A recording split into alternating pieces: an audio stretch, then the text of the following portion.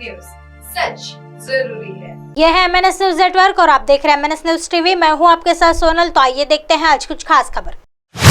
18 जून को मुस्लिम महापंचायत का ऐलान, सीएम धामी बोले माहौल बिगाड़ने की कोशिश। उत्तराखंड के पुरोला में 15 जून को हिंदू महापंचायत होने वाली है। इस महापंचायत का ऐलान उत्तराखंड में आ रहे लव जिहाद के मामले के बाद किया गया है, लेकिन अब हिंदुओं की महापंचायत के बाद मुस्लिमों ने भी महापंचायत करने का ऐलान कर दिया है। यहाँ मुस्लिम समाज द्वारा 18 जून को महापंचायत बुलाई गई है। दरअसल पुरोला में 26 मई के बाद से मुसलमानों की कम से कम 42 दुकानें कथित रूप से बंद है। 2 व्यक्तियों द्वारा एक हिंदू लड़की को कथित रूप से अगवा करने की कोशिश के बाद से पुरोला और उत्तरकाशी जिले के कुछ अन्य शहरों में सांप्रदायिक तनाव व्याप्त है। आरोपियों में से एक मुस्लिम था। दावा किया है कि पुरोला में पीढ़ियों से रह रहे मुसलमानों का असामाजिक तत्वों द्वारा उत्पीड़न किया जा रहा है और उन्हें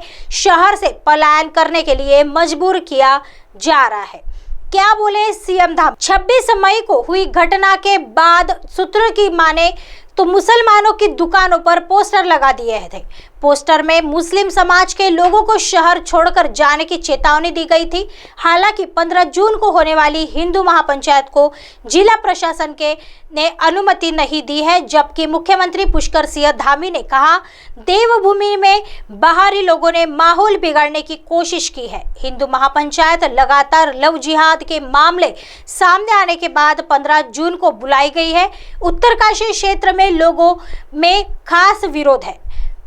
विशेष समुदाय के लोगों के जरिए उत्तराखंड का माहौल खराब करने की कोशिश हो रही है। हिंदू महापंचायत को लेकर सीएम धामी ने पुलिस विभाग को निर्देश दिए गए थे।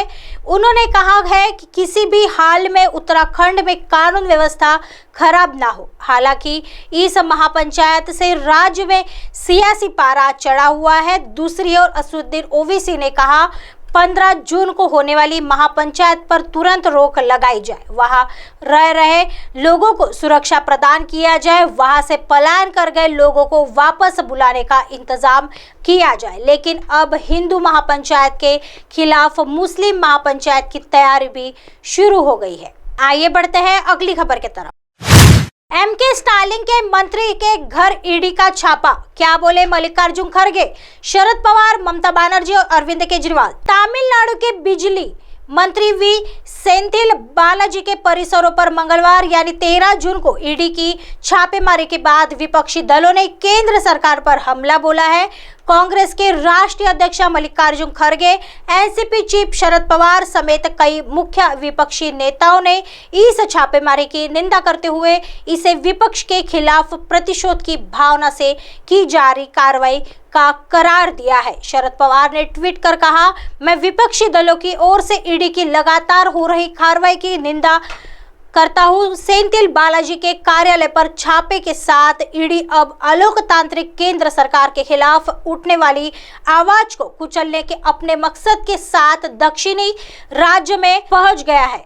तमिलनाडु के सीएम एमके स्टालिन ने कहा, मंत्री सेंथिल बालाजी के सचिवालय कार्यालय पर ईडी की ओर से की गई छापेमारी संघीय सिद्धांत पर सीधा हमला है। हमने राजनीतिक विरोधियों के खिलाफ बीजेपी की पिछले दरवाजे की रणनीति से उन्हें अच्छे परिणाम नहीं मिलेंगे। बीजेपी की बदले की राजनीति की ऊंची हरकतों को देख रहे लोगों की चुप्पी को काम करके नहीं आंका जाना चाहिए। ये और कुछ नहीं बल्कि 2024 के तूफान से पहले की शांति है जो बीजेपी को बहा ले जाएगी। कांग्रेस अध्यक्ष मल्लिकार्जुन खड़गे ने कहा, कांग्रेस पार्टी तमिलनाडु के बिजली मंत्री के कार्यालय की तलाशी में ईडी के घोर दुरुपयोग की निंदा करती है। ये उत्पीड़न और डराने धमकाने की मोदी सरकार की बेशर्म कोशिशें हैं। राजनीतिक विरोधियों के खिलाफ जांच एजेंसियों का दुरुपयोग मोदी सरकार की पहचान कर रही है। ये हथकंडे विपक्ष को चुप कराने में कामयाब नहीं होंगे। प्रवर्तन निदेशालय यानी ईडी ने धन शोधन के एक नए मामले की जांच के सिलसिले में मंगलवार को भी सिंतल बालाजी के परिसरों पर छापे मारे हैं। आधिकारिक सूत्रों ने MNS न्यूज को ये जानकारी दी। आधिकारिक सूत्रों ने बताया है कि यहाँ और ईरोड के अलावा बालाजी के गृह जिले करूर में भी तलाशी ली गई। ईडी के अधिकारियों ने कहा कि यहाँ सचिवालय में बालाजी के कार्यालय के कमरे में भी तलाशी ली गई। आइए बढ़ते हैं अगली खबर की तरफ। तमिलनाडु के मंत्री के खिलाफ ईडी की छापेमारी पर ललन सिंह केजरीवाल ने साधा केंद्र सरकार पर निशाना। दिल्ली के मुख्यमंत्री अरविंद केजरीवाल ने मंगलवार को केंद्र सरकार पर विपक्षी दलों के खिलाफ प्रदर्शन निदेशालय यानी ईडी का दुरुपयोग करने का आरोप लगाया है। ईडी ने मंगलवार को मनी लॉन्ड्रिंग मामले में तमिलनाडु के बिजली मंत्री वी सेंथिल बालाजी और अन्य आरोपियों के परिसरों पर छापेमारी की। यह मामला एक नौकरी घोटाले से संबंधित है जब सेंथिल AIADMK से जुड़े थे। उन्होंने ट्वीट किया, विपक्ष को परेशान करने और डराने के लिए भाजपा द्वारा केंद्रीय एजेंसियों का दुरुपयोग बेरोक टोक जारी है। मैं तमिलनाडु के बिजली मंत्री थिरुवी सेंथिल बालाजी के खिलाफ ईडी के छापे की कड़ी निंदा करता हूं।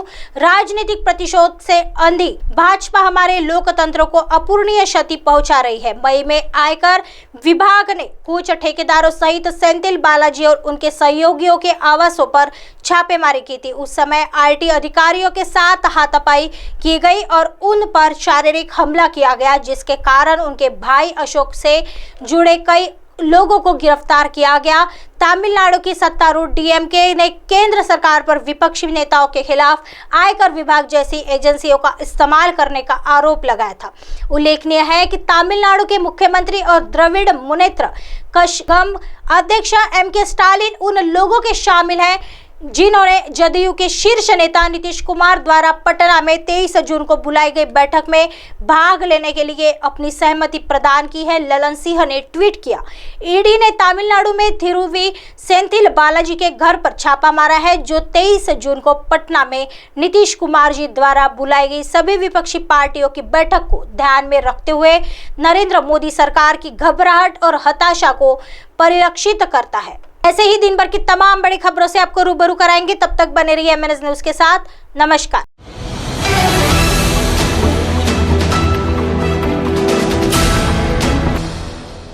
ये है MNS न्यूज नेटवर्क और आप देख रहे हैं MNS न्यूज।